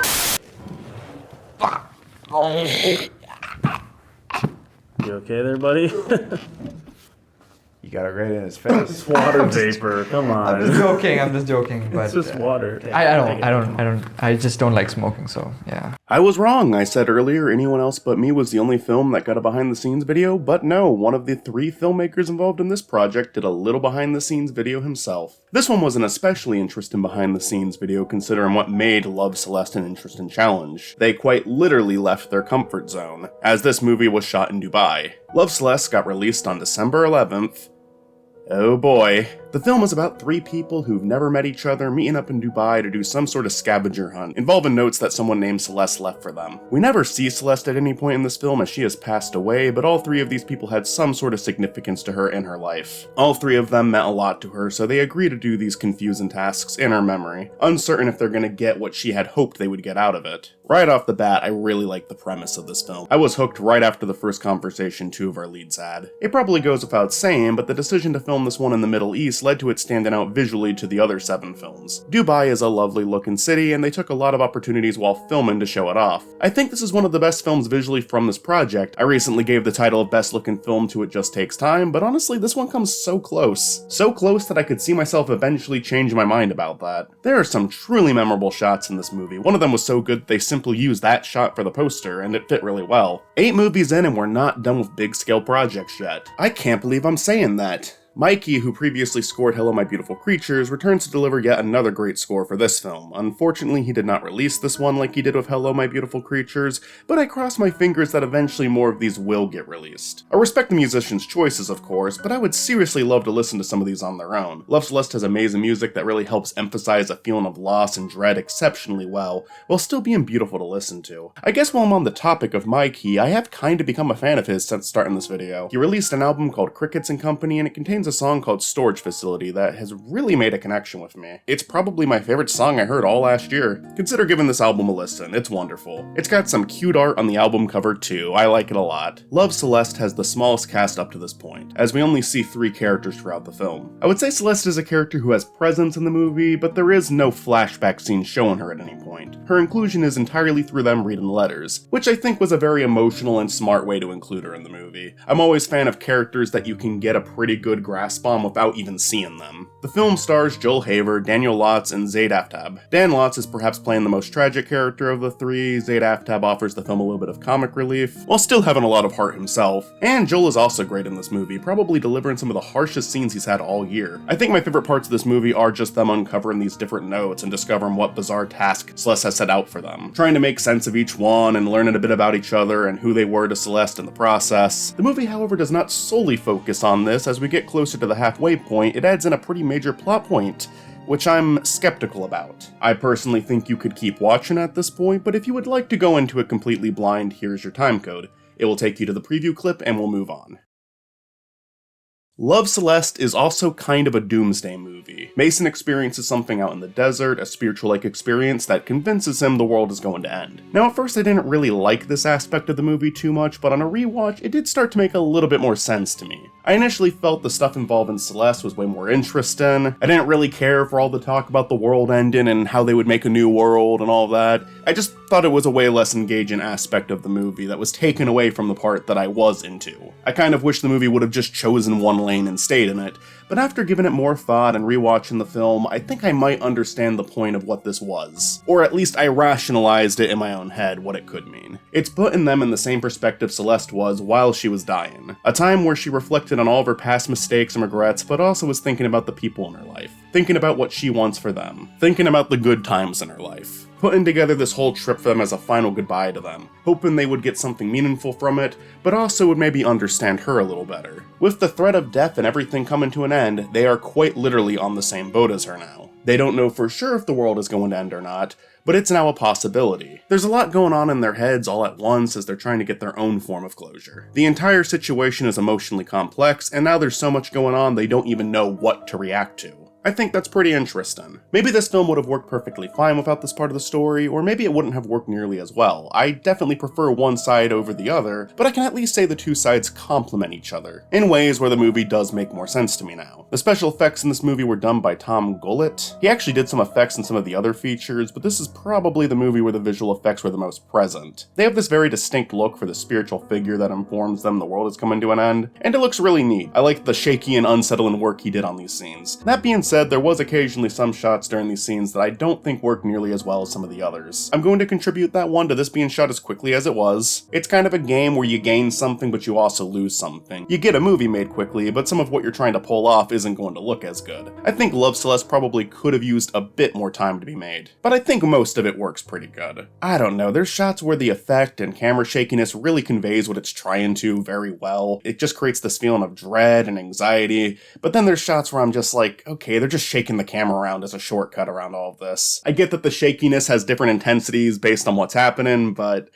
sometimes it looks really cool, sometimes it looks exceptionally amateurish. Again, you give something up to get it out this quickly. But I mean, I'll cut them some slack. They were filming this out in the fucking desert. I feel like I would have wanted to get out of there as soon as possible, honestly. Now, before moving on, I want to talk about a more personal experience I had with this movie, but I can't do that without spoiling some major scenes. So, once again, here's that time code, but this time, yeah, if you haven't seen the movie, don't watch this. I promise this part won't even really be that interesting if you don't have context, and it might not even be interesting with context. This portion is just for me. I think Love Celeste to me demonstrated the importance of giving a movie a second chance. I do not think anyone is obligated to do so. There are probably at least 100 movies I would never even consider watching a second time. But if you ever watch a movie and have mixed feelings on it, it might be worth giving it a second chance at some point. If I were to review Love Celeste after my first watch, I think I would have made something I wouldn't agree with anymore not too long after releasing this video. And look, that happens. That happens both ways. Sometimes I praise something when later I don't think it was deserving of that praise. Sometimes I go really hard on something and then I just feel like it was unwarranted later down. Sometimes I say something is just okay, when the longer I think about it, the more I realize I actually kind of hated it. I don't think this is unique to me in any way. I think this applies to pretty much everyone, but I think despite this, we're often unwilling to return to movies where we maybe didn't get the experience we wanted on a first go. To clarify what I'm actually referring to in Love Celeste, the way I described it to friends after the first time I saw it was, it's the one movie he's released so far that would have strongly benefited from more time to be made.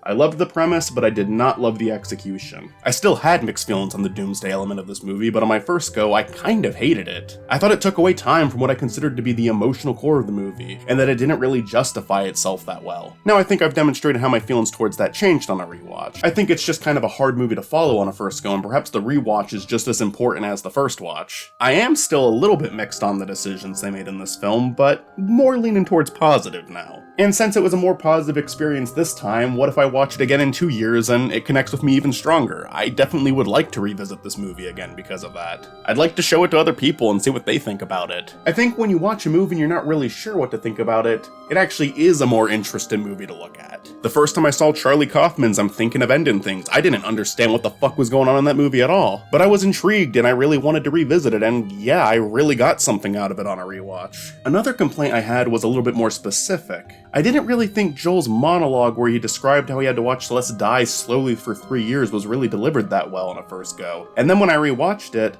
I thought he did a pretty good job actually. It was like I wasn't even watching the same scene anymore. What I remembered the scene as wasn't what it actually was. I thought maybe they needed more time to do more takes, but no, I think he does it fine here. I think maybe it was just how often his voice cracked that threw me off, but I mean, he's talking about the most devastating moment in his entire life to someone who is insisting that what he had with Celeste was more valid, even though from the sounds of it, what they had was extremely unhealthy and even abusive. Of course your speech isn't going to be perfect while describing something like that. Why didn't it click with me on the first time? Was I just not in the right mood to watch this movie? How many other times in my life did I consider a performance bad where if I just gave it a second chance, I wouldn't feel that way anymore? The next one isn't even really a critique, but more of me mishearing a line that changes the tone drastically based on what is actually said. At the end of the movie, Mason's final line is, "Do you think I did the right thing?" And Derek responds, "I don't know." The first time I watched it, I somehow misheard it as him simply saying, "No." That was a way more blunt response that indicates a lot more bitterness towards Mason, which I think would have worked. What Mason does in the scene that he's referring to is kind of lousy. It would kind of make sense for Derek to not be very happy with Mason at this point. But I think with everything that's going on, he gives a more empathetic response. And I think it changes the tone drastically. It's less bitter and more so just defeated or even hopeless. All because I misheard a single line. Filmmakers are not perfect. You're probably going to be able to find some sort of flaw in any movie you watch, and if you can't, someone else is going to. It's all subjective, of course, but being subjective in a way makes it so a perfect movie is kind of impossible. But I also think it's important to remember that audience members are not perfect either, and I don't need to spell that out to anyone. You've definitely heard a film take or a video game take in your life that just makes you want to rip your own hair out. But I guess the point is, if you're ever mixed on how you feel about a movie, don't be afraid to give it a second watch. You might be surprised. I really like Love, Celeste. I think you should definitely give this one a watch. It's one of the more interesting films of the 12. I don't think it's perfect, but maybe one day I will think it's perfect. Hey! That was the last of our water. We have more. That was the last of it. And you drank it like a tank. That's the last of the water, Mason. How was I supposed to know? Oh no. Mason. Well, someone's got to drink it. You're a doofus for this. You're a doofus for this. Haven't you seen any piece of media ever set in the desert? They take it slow. They take sips, little swigs. This is all rigged against me. You realize that, right? First, I got to get rid of my vape. And then now I got to do a fucking triathlon in the middle of nowhere. I'm tired. I'm 350 pounds. You realize that, right? Oh, maybe it's good for you. I don't know. Fuck you. What is that? Looks like a Trent cube. Oh! Trent cube? Fuck it. Trent cube. The 9th movie was released only 3 days after Love, Celeste on December 14th. This actually marks the end of Joel doing a video talking about each movie on his second channel, as he was definitely rushing to the finish line here. And you know what? Despite that, I would say this is another film that I wouldn't call low scale. It's a lot sloppier than the previous 8 movies, seemingly deliberately, but it has a large cast. It's over the hour mark, it has so many of the previous collaborators back, it has a really unique idea, there's special effects. It seems like it was easier to make than Diarrhea Brothers or Love, Celeste, but it doesn't seem like something that was just put together in an afternoon either. The 9th movie, if you couldn't tell from the title, is a very meta movie about Joel getting together with some friends in a cabin to watch his most recent film from this very project. However, none of his friends are really all that impressed and echo the same mindset a lot of people had with this project. Why don't you spend 1 year making one movie? You would get something really amazing if you did that. So Joel traps all of them in a cabin and forces them to make their own movie. Honestly, I was very curious to see where they were going with this one during that opening scene. I wanted to see if they were going to explore Joel's mindset when it came to this project. Was he going to express any regret? Was he going to push back against the criticism? And honestly, what we get, it doesn't really cover that at all. The meta ideas this film presents are more so just used as a setup to the types of jokes they want to tell. People who lack experience trying to make a movie. And there are a lot of good jokes. I would say in a way this movie is a response to criticism, but it's not really an attack on said criticism. I've read a lot of reviews on Letterboxd for these movies, and a lot of it is really positive, but you do basically get people repeating the same point about how making 12 movies in a year is a bad idea on every single one of them. This movie especially got a lot of pushback because I think a lot of people just viewed it as Joel dismissing them. One, I mean, if all you're gonna do is repeat the same point that he already argued against and explained why he doesn't agree with, I don't know what you want. Of course he's gonna dismiss that. I've read a lot of reviews that I've disagreed with on these movies, but they were still making them constructive and thoughtful, and Joel criticizes movies all the time. He's not exempt from having this happen to him. Of course not. But so many people just repeat the same shit over and over like they're saying something new or with value, so yeah, I kind of understand mocking them at this point. But two, I don't actually think it's that serious. I don't think this movie was made out of anger. I think Joel being this angry over these comments is a joke in itself. Joel is presented as a supervillain in this movie because he's so against these comments. because he takes his anger towards it so far. If anything, I would say it's closer to self-deprecation than an attack on the audience members. And it's also the only movie of 12 films that does anything remotely like this. This wasn't a project where Joel was constantly fighting against criticism or constantly whining about bad reviews he got. It's just kind of a funny idea for a movie, so he went with it. I don't get why people got so upset with this one. But to be fair, a lot of people did actually seem to enjoy it too. This is actually one of the few films I saw someone else do a review for. I'm gonna link it in the description as I think it's actually worth watching a lot. I don't think I got the same experience as this person did. This person does seem to think there's a lot more meaning to it. But while that wasn't my experience necessarily, I think it's a very interesting outlook on the film, and if you're looking for more than what I'm going to describe it as, definitely watch it, because I think it's a good video. I think it's good that someone did put more thought into it.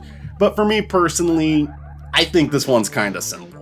I think this film is honestly the closest thing we have to one of Joel's shorts. They often take a sillier approach than a lot of his features. They often feature Joel and a ton of his friends just having funny back and forths with one another. They can get very chaotic and nonsensical. I think that the 9th movie captures that feeling of just another one of his YouTube videos really well, and that's kind of why it's one of the lesser movies to me. I do like it. I think there's some really funny jokes. I love the opening scene a lot. The ending is just pure chaos. That was fun. Plus, it has Trent Cube, a Trent appearance that is so powerful that I am now counting Hiccups and Love Celeste as 2 movies that he was in. The Trent saga is back on track. Still, I was a lot more interested in the initial premise than the direction it chose to go in. And while a lot of it did make me laugh, it wasn't as funny as the diarrhea movie, I'm sad to say. There were a lot of scenes that just kind of dragged to me. Not every single bit got me. The film was only an hour and 7 minutes, yet I felt the time more than I did with Hello My Beautiful Creatures or even Hiccups. The presentation isn't nearly as good as his other films this year, and honestly that does feel very intentional at points. Like it's a bunch of amateurs trying to make a movie, so it's presented as an incredibly amateurish film, but I don't think it's as purposeful as something like The Hero's Journey. At times it just comes off as rushed, which it likely was. It's just not as interesting as some of the other stuff he put out this year. If the premise sounds really funny to you, or you're planning on checking out a bunch of these anyways, I still do recommend it. But it's one that I don't even have a ton to say about. Sometimes it's funny, sometimes it's really average. I like the idea and I don't understand getting insulted by the movie, and I do think people went too hard on this one, but it's definitely a weaker link right now. But that's just my take. I could see this one being someone's favorite, because it does get really outlandish, and it does have all these other YouTubers in it that they might be fans of. Again, a lot of frequent collaborators in this film, and I do think it's relatively close to Joel's style of sketch comedy. So a lot of people might prefer it just for that reason alone. A lot of people do prefer Joel's shorts to his features. I like both, but I've definitely become a bigger fan of the features. By now, you have probably realized your phones have gone missing. Oh, Joel took our phone. I also took your car keys. What? No, he didn't. Oh my god, he You didn't notice? This is dumb. Where? Yeah, they're gone. Is this a bit? This is a joke, right? Car's a classic. Last night, I showed you guys my latest movie. And safe to say, some of you guys didn't receive it very warmly. It was okay. I mean, I had to. Joel, it was fine. It was fine. Fine. Joel, it was fine. And some of you, excuse me, called into question the ways I make movies. I mean, you said you wanted honest feedback. You said don't hold your punches. Like. Yeah, but like in the confines of what I do, you were So wait, like, what's happening? Where are our phones? Where are our keys? What's going on? Good question, Matt. If you look behind you, yep, right there. The camera? Yeah. The camera, my camera. This. Is it on? It's not on. You guys now have to make a movie if you want to leave. What? Shut the fuck That's how we get our phone and our keys back? What is this? Where are you? No, we get it's hard work. Joel, we're not doing that. Yeah, let's just go find Joel. He's in the house somewhere. 48 hours starts now. Excuse me, sir. Yes? Do you like a small shell? Small shells? Oh, yes, a small shells. No. What? No, you never do small shells. People change, Trent. On December 24th, we got a little film about friendship. These last few got released so quickly that I actually missed this one when it was first released and thought he was short a film. Funny enough, the only movie of Joel's I saw prior to these 12 was Good Long P the movie and Things Could Always Be Worse. This movie in a way feels like a follow-up to Things Could Always Be Worse, as both movies just let Joel and Trent improv off each other. Both movies have incredibly simple setups, and Things Could Always Be Worse, Joel and Trent get locked in a room together and just try to keep themselves entertained and shoot the shit for a while. In a little film about friendship, they're just taking a small trip together as they take a little break from making the films. This one is actually a little bit meta like the Ninth movie. It opens with Joel trying to get the sticker off the car from Diarrhea Brothers, but there's a lot less acknowledgement of the project in this one. The film is shot very nice. It's one that definitely takes advantage of their setting and gets some really beautiful landscapes in the shots. A lot of sunset lighting in this movie. It's a real treat to look at, although it is also a movie that if you really wanted, you could probably just listen to. I'm not necessarily recommending that, but most of this movie is just two guys talking. There's actually even less of a plot here than there was in Things Could Always Be Worse. In that one, they're at least trying to get out of a room. But I won't deny that there's a certain level of charm to this movie, and I think this movie is a bit of fan service as well. There's been plenty of videos that are just Joel and Trent working off of one another, and this movie delivers on 50 minutes worth of that. And there are two little things that make this one a little more special to me. I'd say it's actually better than Things Could Always Be Worse for these two things alone. One, this is the last movie Joel and Trent shot together for the 12 films. There's no denying that Trent and Joel are the two faces we saw the most during this project, so their goodbye at the end kind of feels like they're marking the end of this project in a way. I understand why Joel went with the film that he did for the finale, but honestly, I think this one would have worked as the final movie of the year as well. The other part that really got me is there's this moment where Trent gets up and goes into another room for a minute, and you can just see in Joel's expression that there is something going on that he just can't distract himself from the second he doesn't have someone to work off anymore. I feel like we've all had these moments before. It doesn't necessarily have to be something terrible happened or you're secretly depressed, but there's just something on your mind that you really can't shake off. This leads into a very personal scene of just the two talking about their lives together. And honestly, I can't tell how planned this was. I'm sure the idea of having a more down-to-earth conversation was planned. I mean, they shot it and framed it that way, so there had to have been some instigation of this. But I wonder, was this the first time Joel expressed any of this to Trent? Was this a live reaction? It just feels so sincere. Maybe they're both really good actors, or it is a real conversation they had and they're recalling it. But it also feels like just doing it live for the first time on camera would fit in with a lot of what Joel does in these movies. Regardless of how they did it, it's a really nice scene, and I think it really brings the project home and makes it something special. Maybe start with some of the shorts before watching this one and see if you enjoy their improv enough to watch 50 minutes of this. But I do recommend it. It's funny, but also very lighthearted and wholesome. Oh, and I like this detail too. Ready, Trent? Yeah. No smiles, just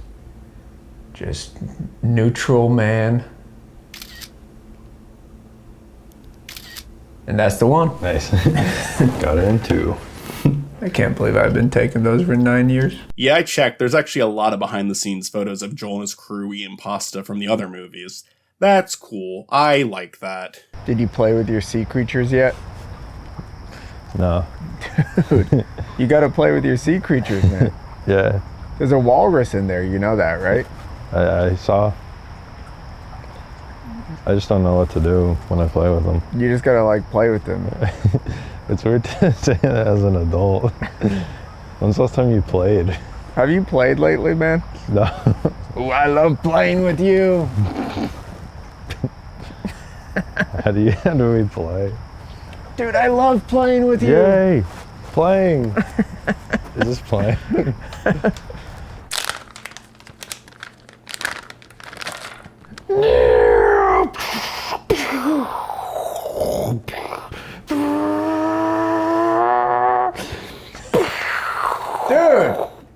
Dude, stop. Those are sea creatures. They're not weapons of war. There's no wrong way to play. Who are you to tell me how to play with sea creatures? All I wanted to do was watch you play sea creatures and you started exploding them. Give them names. Maurice. Maurice. Good. Is it a seal or a sea lion? Okay, what's his name? I don't know. Do you want to name it? Christopher. Hello, Maurice. Hello, Christopher. How was work? Is that good? Yeah, keep going. Okay. Did you know that you were going to be doing this with your life? I would have never imagined that when I grew up, I would point as my job. I don't know if much of us, in kindergarten thought that's what we wanted to be when we grew up, Your Point Girl was released on December 28th. I think this one has a pretty interesting way of presenting itself because the best way to watch it is honestly on your phone as if you were watching something on TikTok or Instagram, which is very fitting since it was also a movie about an influencer. An influencer who is famous for something she really does not have a lot of passion for and doesn't really know how to further expand upon. She is literally famous for pointing at things. This feels like it should be a really absurd concept, but I honestly feel like I've seen people get famous for dumber things than this at this point. I really like how empty the type of content she makes is, how little it really has to offer and how unsatisfying it is creatively, but there's still people who get obsessed enough to the point where they try to track down her location. There are some people who intentionally misinterpret some of her pointing to try to use it as a way to cancel her. Sponsors will complain that she didn't point at their product long enough or they didn't like the exact way she did it. People from her past who she considered a great friend at one point will reconnect with her just because they want her to point at them for their own growth on social media. This is an incredibly infuriating but also hilarious movie. There are a lot of characters in this that you will absolutely despise. But when you really think about how ridiculous influence culture can be, it's also pretty easy to laugh at everything going on as well. Now, despite this movie being a look at influencer culture, what I do appreciate about this movie is the more sympathetic look at the influencer herself. I've seen plenty of movies and shows mock these people, and while I do think a lot of that is warranted, it is nice to see something that takes it from a different perspective and does show just how much bullshit someone with that many eyes on them has to deal with, especially when they don't want to do it anymore. There is the constant fear of losing everything they have worked to have, but also the fear of never really being satisfied with their life again. The film stars Devin Schmalz, and she's another one I've become a big fan of after watching this film. Her channel has some incredibly uncomfortable videos that I absolutely get sucked into when watching. They often involve her going on to dating apps and seeing what kind of responses she can get by acting like a complete lunatic. And she's gotten a lot of familiar faces from this very project to participate with her. On top of that, she is a very talented musician who has another channel dedicated to her music. And the reason I bring that up is this movie has a lot of her singing in it. It's the story of an influencer who wants to shift her focus of pointing at things into being a singer. Again, this is a very silly setup, but a lot of the music in this movie is very sincere and pleasant to listen to. Point Girl is a very sympathetic character, but she is also a very strange character, and some of her music can be a little over the top. So you get a pretty nice variety of music in this movie. I really enjoyed this one. I mean, this one's going to be pretty high on the ranking despite being one of the ones that was made pretty simple to wrap this year up. And honestly, I think the only thing that's really holding it back is it's only 52 minutes, and I honestly think they could have gotten an entire hour and 30 minutes out of this one. If Joel ever considered doing another sequel to one of his movies, I would say this one would be a pretty interesting one to expand on. I could see you taking this character in more directions. I could see it focusing on where the music career goes. I also think influencer culture, despite being really annoying to hear about sometimes, can be an interesting thing to explore. I also think there's some escalations that could be carried out with some of the characters in this film. Like a lot of the ones that got introduced I was really interested in and I thought more was going to happen with them, but we really don't go too far with a lot of it. And it's still fine despite that. I'm not going to be disappointed every time I watch this movie that it doesn't go on longer. I'm just saying it really could. But this one's definitely a recommendation. It's so easy to watch too. You could literally be lying down in your bed and just watching it on your phone. I'd say go for this one. If you want to start off with a more simple film and you don't feel like sitting down for 2 hours to watch Hiccups or 2 hours and a half to watch Hello My Beautiful Creatures, this is a more than fine one to start with.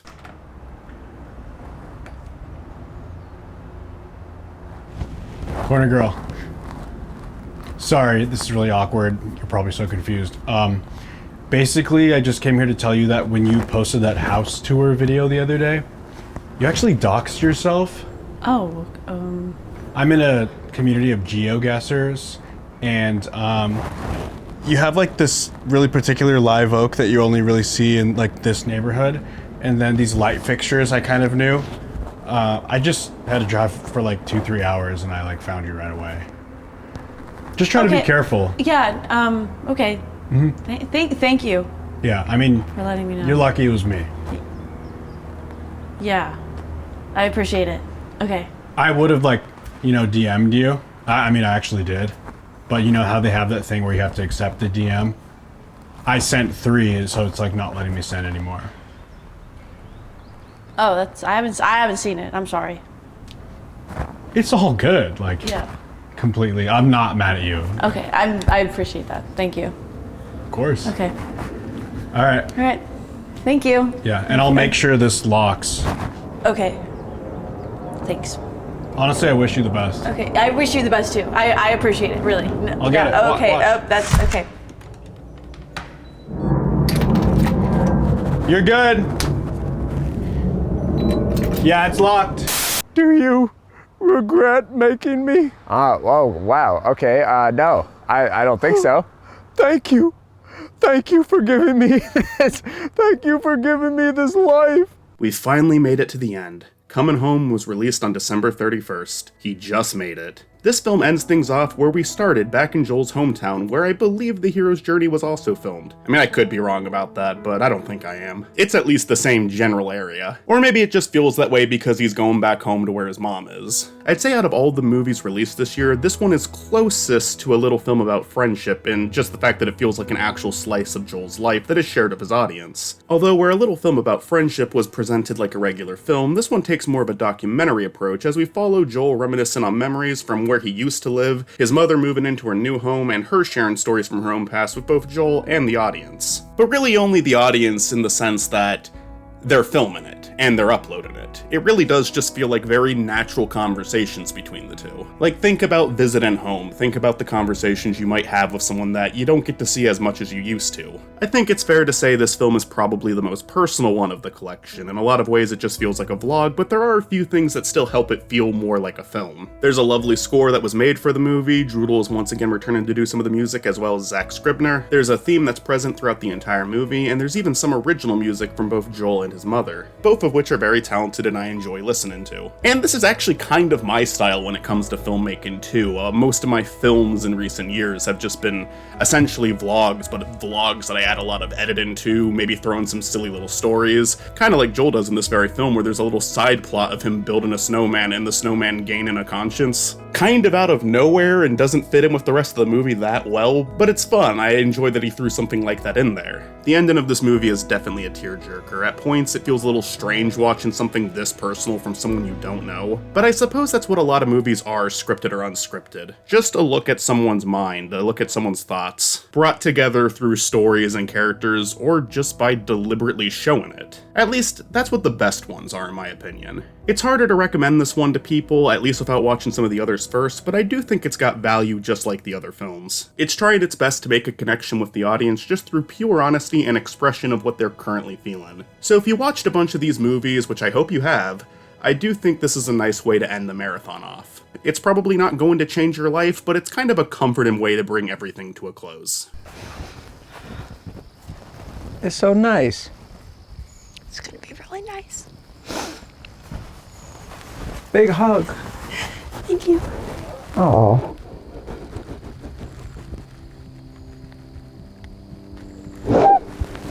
You got a place. If you just go down there a little bit and turn, our house is right down there. I'm almost literally where I lived. Yeah. Little footprints. Look at that. You got a visitor. What do you think that is, a raccoon? No, raccoons aren't out this time of year. Maybe we will start our sanctuary with whatever cat made that line. We just have to follow where it went. All right. Here it is. Yeah. Is that old barn yours? Yes. And we're gonna tear that down. And not that. See, we have our own Christmas trees. You could just cut one down and bring it in. See, look at this. You gotta love this. Look, this is how people in Nova Scotia lock things. Like that. All the theft here. Woo! You got a great deal on this place. So much space and land and room. And there's a toilet. It's a shame you don't have the house too. So yeah, he did it. He actually did it. I don't think I ever fully doubted he was gonna pull it off. I think I was just gonna be more forgiven if he didn't because I love what came out of the first half of the year. Hell, more than the first half, just the first half of the films. Like I said, he released the other half within the last 2 months of the year. That's crazy. Did the movies get a little bit more simple towards the end of the year? Sure. But honestly, I don't think I really saw that happen consistently until the 9th movie, which even then had a lot going for it. And I still think the other 3 after it are good. Obviously, these couldn't all be Hello My Beautiful Creatures length, but isn't it kind of wild that he could have theoretically made 3 Hello My Beautiful Creatures in 1 year? Joel already had an audience, and he's not a completely broke filmmaker, but I think he still demonstrated how much could be done with a small amount. I think films like The Hero's Journey proved that this could be done well through its simplicity of camera work and locations, and then a movie like Your Point Girl proved it could be done through the method of filmmaking. Like, sure, there's some expensive looking places in that movie, but the bottom line is if you want to make a movie with your cell phone, you can, and people might even like it if you do. Especially in today's age where the way people view content has changed greatly. I think that this is an incredibly inspiring project with not a single bad movie thrown into the mix, where even the worst one is worth watching more than once. And I hope everyone will keep that in mind as we do get to the ranking now. At number 12, we have The Ninth Movie. It is funny, but I was more interested in the opening than anything else, and the production felt a little rushed to me. At number 11, we have Coming Home. I think this is a lovely movie, but it's also the most simple one from the entire year. I think by default, Joel and his mother are going to be the number one fans of this film. It's a very personal project that they were open enough to share with the world. At number 10, it's The Text. I think this one is pretty good, but I'm a bigger fan of the sequel. At number 9, it's a little film about friendship. I could see this one being a little lower on some people's rankings considering how little actually happens in it, but I find these two men very endearing to listen to. At number 8, we've got The Hero's Journey, aka My Life, aka The Caleb Johnson Story. I'm Caleb. It was a great way to start off this project and demonstrated how accessible filmmaking is to everyone, probably better than any of the other films released this year. At number 7, it's Your Point Girl. I think this one could have made it a little higher if it was longer, but I still love it for what it is. At number 6, we've got Love, Celeste, a movie that perhaps one day will move up in my ranking, but making it to the top half of the list isn't bad at all. At number 5, we've got It Just Takes Time. This one makes me cry and want to hug people. I think it accomplished what it set out to do very well. At number 4, it's Anyone Else But Me. I think it can be very funny, but also very satisfying to watch from the drama angle as well. A lot of really great payoffs and interesting character studies, all while sticking to this theme of acting and finding different ways to demonstrate how people act in their day-to-day lives. Outstanding movie. At number 3, it's no other than the Diarrhea Brothers Save the Day. I just want to say, after misspelling the word diarrhea every single time I typed the name of this movie in for this script, I finally just spelled it right on my first go. I kept getting confused. I couldn't remember if it was 2 R's or 2 H's, but I finally got it. Thank you for teaching me how to spell diarrhea, Joel. At number 2, we have Hiccups. I think the gap between 1 and 2 is so thin this could easily change, but despite how amazing Hiccups is, I do think the number 1 slot is going to be the beautiful madness that is Hello, My Beautiful Creatures. It's one of the most interesting stories we got from this year, and it's presented in a way I don't think anyone would have ever expected from a guy who's trying to do 12 features in 1 year. Bravo, Joel. Bravo, everyone. It really is projects like this that make me roll my eyes whenever I see someone make a post about how there's no more original ideas or how there's only sequels and remakes being released now. If you're only looking at what's being shoved right in front of you, of course that's all you're going to think is coming out. Take a second to look at the world around you and see the incredible art that gets posted every single day. It's out there, and it's honestly not as hard to find as you might think. I guess I finally said everything I need to about this project, so I'll leave you with the one quote that I think carries more weight than anything else that was said in these 12 movies, which ironically comes from the movie I ranked in last place. Fuck it, Shrinkcube. Give my hat to my buddy, give a handshake to my friend, give my see you soons to a guy I'll likely never see again.